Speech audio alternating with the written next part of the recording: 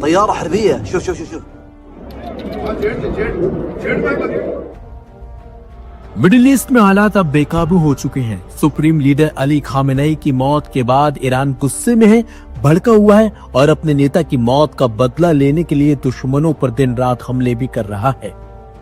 Israel से लेकर खाली देशों पर ईरान के ताबड़तोड़ हमले जारी भी हैं। लेकिन इसी बीच एक तस्वीर सामने आई है जिसने इजराइल के साथ साथ अमेरिका की भी नींद उड़ा दी है। दरअसल इजराइल और अमेरिका ईरान पर जबरदस्त बमबारी कर रहे हैं, जिसके जवाब में ईरान भी इजराइल समेत दूसरे देशों में भी मौजूद अमेरिकी ठिकानों को निशाना बना रहा है। इसी जंग के बीच ये चौंका देने वाली तस्वीर और खबर सामने आई। जानकारी के मुताबिक कुवैत में अमेरिका का एक F-15 लड़ाकू विमान क्रैश हो गया। इसके क्रैश होने का वीडियो भी सामने आया है। F-15 लड़ाकू विमान दुनिया के कुछ सबसे घातक और आधुनिक विमानों में से एक माना जाता है। इस हादसे की तस्वीर भी सामने आई है जिसमें हवा से नीचे आता हुआ विमान साफ साफ नजर आ रहा है। बल्कि खतरा बढ़ते ही पायलट ने इजेक्शन सिस्टम का इस्तेमाल किया और पैराशूट की मदद से सुरक्षित बाहर निकल आया, जिसे वीडियो में साफ साफ देखा भी जा सकता है। और ऐसे में माना जा रहा है कि विमान में कोई न कोई गड़बड़ी जरूर हुई होगी, जिसकी भनक लगते ही पायलट सुरक्षित बाहर निकल गया।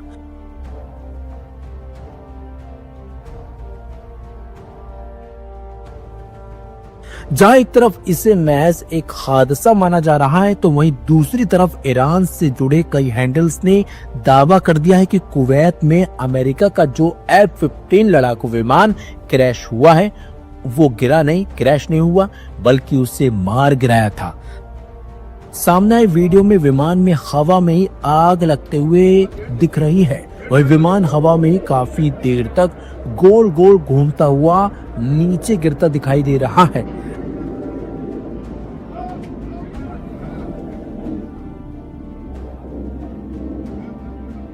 बताया जा रहा है कि विमान का पायलट सुरक्षित बाहर निकल गया था। हालांकि अब तक इस खबर की पुष्टि ना तो अमेरिकी सेना ने की और न ही कुवैती सेना ने की है। घटना के कारणों की अब जांच की बात कही जाने लगी है। अमेरिका का ईरान में मिलिट्री ठिकानों पर हमले लगातार जारी हैं। अमेरिकी सेना की तरफ से हमले की वीडियो भी जारी किए जा रहे हैं, जिनमें ईरान के मिलिट्री ठिकानों को मिसाइल और बम से उड़ाते हुए देखा जा सकता है। अमेरिका और इजराइल ने पिछले 2 दिनों में ईरान के अंदर 2000 से ज्यादा टारगेट्स पर हमले करने का दावा किया है। इन हमलों में खामेनेई के कंपाउंड के अलावा missile store, air defence system, navy properties और अहम सैन्य बुनियादी ढांचों को टारगेट किया गया है और यह हमला अभी तक जारी है। ईरान पर अमेरिका और इजराइल के हमले अभी भी जारी है और ये कब थमेंगे, अभी तक ये कहना मुश्किल है। एक तरफ जहां ईरान ने यरूशलेम, तेल अवीव और कुवैत ओनो में हमले किए, तो इजराइल ने भी तेहरान में कल रात जबरदस्त बमबारी की है। तेहरान में ईरान के स्टेट टीवी के दफ्तर पर भी हमले की खबर है। वह ईरान ने भी इजराइल के बाहर अमेरिकी बेसों को निशाना बनाया है। ईरान ने बहरीन और इराक में अमेरिकी बेस पर हमले किए, जिसमें काफी नुकसान की भी खबर है। बाकायदा इनकी तस्वीरें भी अब सामने आ चुकी हैं। लेकिन सवाल यही है कि कब ये जंग थमेगी और जो लोग बाहर देशों में फंसे हुए हैं, यानी कि दुबई जैसे देशों में फंसे हुए हैं, कब तक वो अपने वतन वापस लौटेंगे, ये भी एक देखने वाली बात होगी।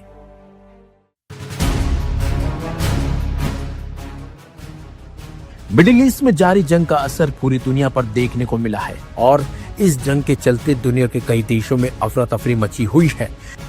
इसी जंग की वजह से अब सोना और चांदी भी महंगा होता दिख रहा है, बल्कि इनकी कीमतों में भारी उछाल देखने को मिला है। आज कॉमेक्स में सोने की कीमत $5400 प्रति औंस तक पहुंच गई, जो दिन के दौरान 2.50% से ज्यादा की बढ़त दर्शाती है। इसी तरह कॉमेक्स चांदी की कीमत भी बढ़त के साथ खुली और सुबह के कारोबार में कुछ ही मिनटों में $96,930 प्रति औंस के इंट्राडे हाई पर पहुंच गए, जो करीब 2% की तेजी है। MCX पर 2 अप्रैल 2026 कॉन्ट्रैक्ट वाला सोना 2.90% की तेजी के साथ 1,66,806 रुपए प्रति 10 ग्राम मिल रहा है। चांदी 2.92% की तेजी के साथ 2,90,900 रुपए प्रति किलो मिल रही है।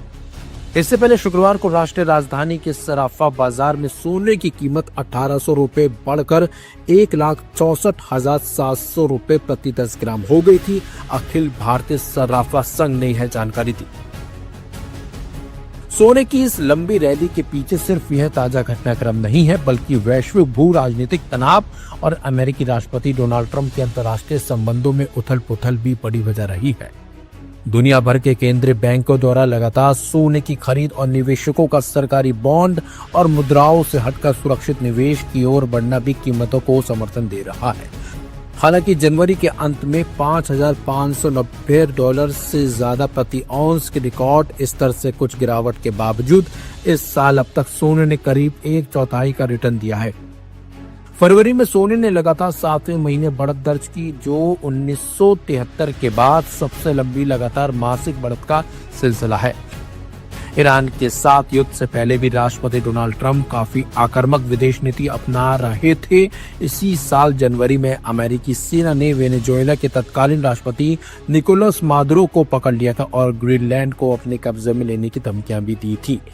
शनिवार को अमेरिका और इजरायल ने ईरान में कई जगहों पर हमले किए और वहां की जनता से इस्लामिक शासन के खिलाफ विद्रोह करने की अपील की। इसके जवाब में तेहरान ने इजरायल के अलावा कतर, संयुक्त अरब अमीरात, कुवैत और बहरीन में मौजूद अमेरिकी अड्डों और ठिकानों पर मिसाइलें दागी। इससे तेल की कीमतों में पिछले 4 साल की सबसे बड़ी छलांग लगी। हुर्मुज जल डमरू मध्य के प्रभावी रूप से बंद होने से वैश्विक कच्चे तेल बाजार में हड़कंप मच गया है। वहीं डॉलर भी अब काफी मजबूत हो गया है।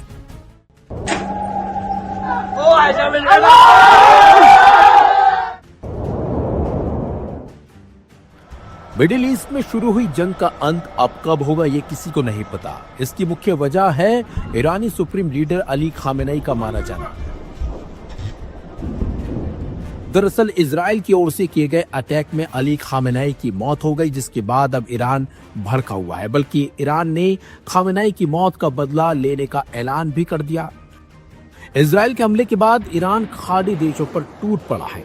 एक एक करके ईरान खाड़ी देशों को निशाना भी बना रहा है।